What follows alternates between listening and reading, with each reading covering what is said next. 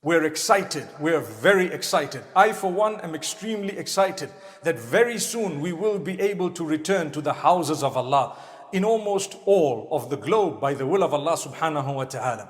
And life will return to a norm, but a different norm, subhanallah, which means we will be able to get a lot of what we were not getting during the lockdown or the restrictive measure times, but at the same time, it will not be the same. It will not be exactly how it was prior to this particular virus.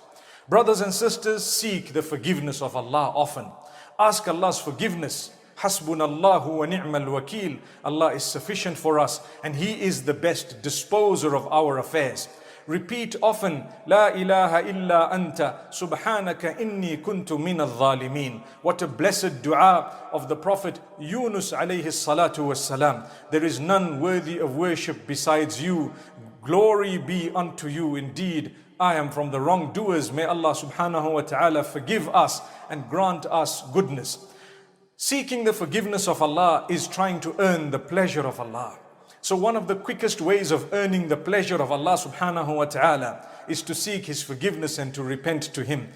And when Allah is pleased, remember what is happening to you will never be a punishment from Allah, but just a test. And life, as I said, is full of tests. So alhamdulillah, we praise Allah subhanahu wa ta'ala. Similarly, many of us have gotten used to using online means, not only of communication, but of working, of learning, of reaching out to others. May Allah subhanahu wa ta'ala make us responsible with the way we use technology.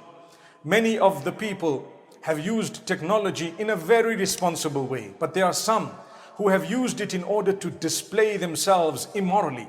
That is not the sign of a good believer.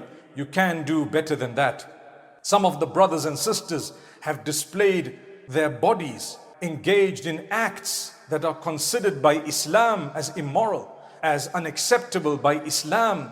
Revisit your relationship with Allah. We can put an end to that. It's not too late. Let's become people of very high morals and values. Others do not need to see you in the nude in order to know how good looking you are. Wal-iyadhu billah. We need to understand when Allah has blessed you with something, consider it a favor and obey the instruction of Allah as a result.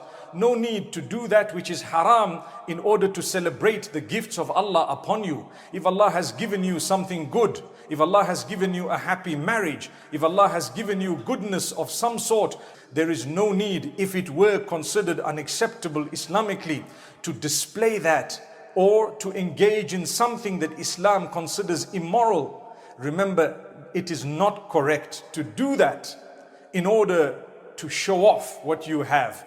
May Allah subhanahu wa ta'ala grant us goodness. When Allah speaks of competition amongst mankind, competition amongst us, He always asks us to compete in good deeds, never in bad deeds.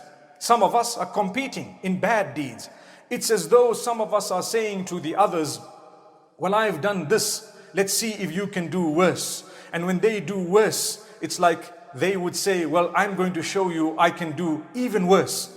Think about that. If that is the case, then we need to revisit, like I said, the issue of morality, the issue of our relationship with Allah subhanahu wa ta'ala. Remember, Islam will never change.